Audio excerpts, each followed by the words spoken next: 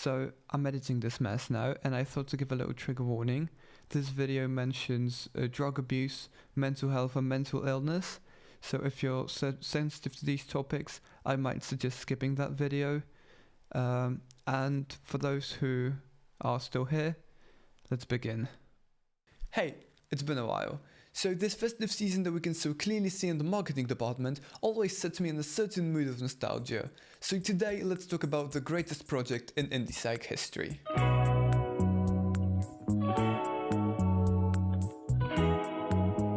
Skiptracing is a mind baby of an LA-based artist Alex Breton, originally from Chicago. It's released under the name Mild High Club, which is a solo project. He started in 2012 by playing around with a 4-track recorder and eventually releasing his debut album Timeline in 2015. It was a jazz-inspired psychedelic wave with the themes of moving on and heartbreak, and as we will see in a moment, a lot of that sentiment carried over to his next release just a year later, Skiptracing.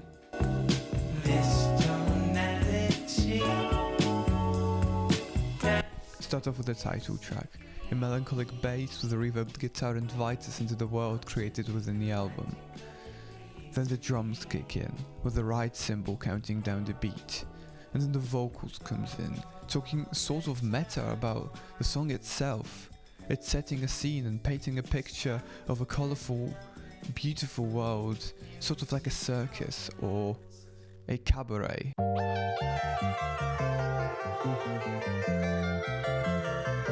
We are carried over to the next song that you probably know, or at least heard of, Homage. This song is a hats off to John Sebastian Bach, as stated mysteriously in the first verse.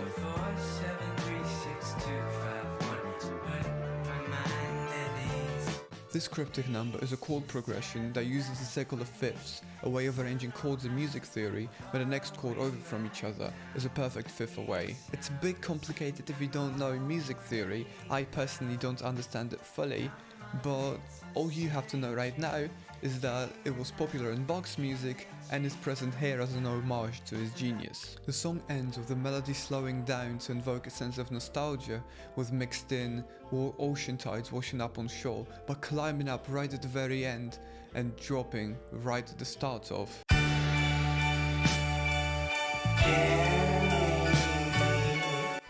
This is why this album should really be consumed as a whole. There are emphases scattered all across, and the progression from the tracklist is what gives it that incredible feeling. Going back to the song, we are getting some more insight to the main character.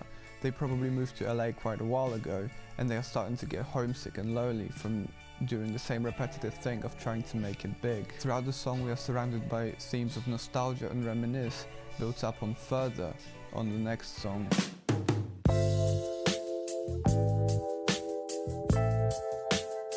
So this song is really interesting, and I didn't know how to put it otherwise, so I'll just call it a drug-induced ode to Steely Dan, framed as a flashback from childhood. Now let's break it down. So this song is about the character's nostalgia for childhood and home. Let's quickly take the chorus and break it down, because it contains all the aforementioned qualities and will be easy to demonstrate them all.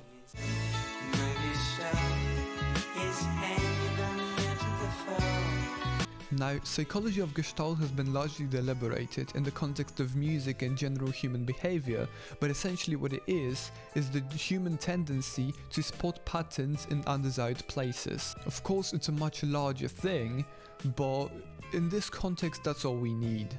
Now, what the lyrics are talking about are most likely a hallucinogenic trip while listening to Steely Dan.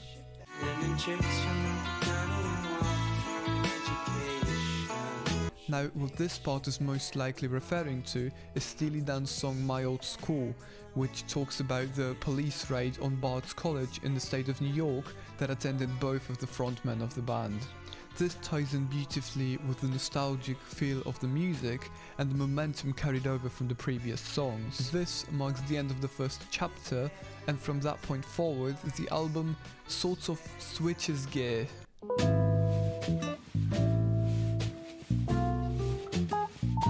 So Head Out is our first turning point of the album, and the title says it all. If you haven't liked what was before this, head out, because we are going deeper and you need to be this tall to ride. Now, compared to the other songs on the project, it is on the slower side, but with interestingly produced and recorded vocals, you sit through it and just swim in the lyrics. Now, this is the beginning of the showmanship part. So the first part was thought-provoking, but this part is thought-provoking and a lot more festive and obnoxious, but in the best way possible. It's still not the type of festivity you would expect, being much more subtle in its presentation, but still telling you it is all for show.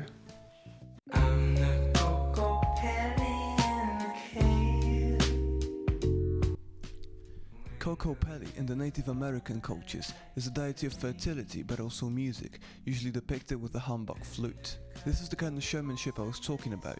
It's all written in metaphors, but like the rest of the album, but in a way much more expressive and colourful. But this beautiful sensation couldn't last long when we move on to...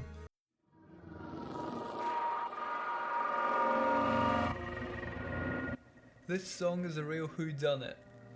I'm sorry, I couldn't help myself. This song is a psychedelic robotic soundscape in the middle of the album.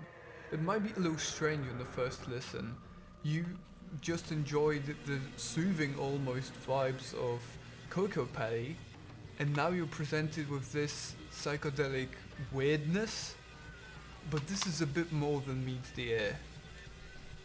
This song marks the short-lived but important showmanship part of the project and begins a new one, the downfall or the repercussion. As we go through the album, we can see that we are not just taken on a ride through memory lane. As we look closer, we can see that we are going on a drug-induced trip as a passenger. The first part, title track Through Carry Me Back, was an introspective, depressive episode that led to the decision acted upon in Tessellation. Head Out in Coco Pelli as the showmanship part is the blissful leg of the trip, which slowly morphed into Whodunit, which is the inevitable crush and a sudden end to the high. Everything after that is the repercussion of what happened.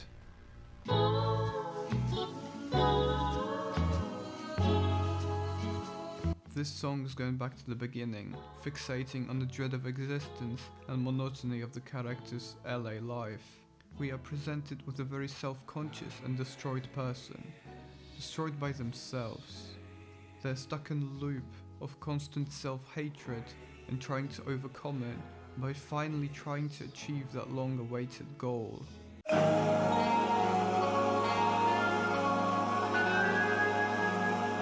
This is a point of cleansing, a point where the character reaches some kind of a perspective, and that point is...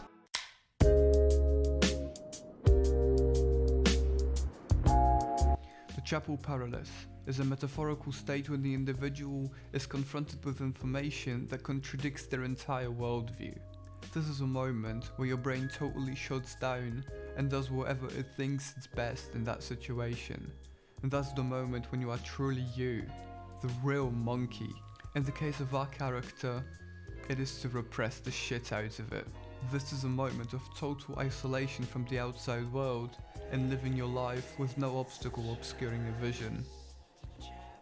This project is fantastic, perfectly curated with clever and innovative production, mind-boggling lyrics, and really great jazz-inspired music. To be real for a second, this album came out in 2016, and since then I haven't really seen people talking about it much. And it's really a shame because it's a fantastic piece of music, and it should be a part of history as an example of really forward-thinking, innovative way to approach music production and songwriting. Now, since this album came out, Alex has released 2 records, Sketches of Brunswick East with King Gizzard and the Lizard Wizard, best name in music history by the way.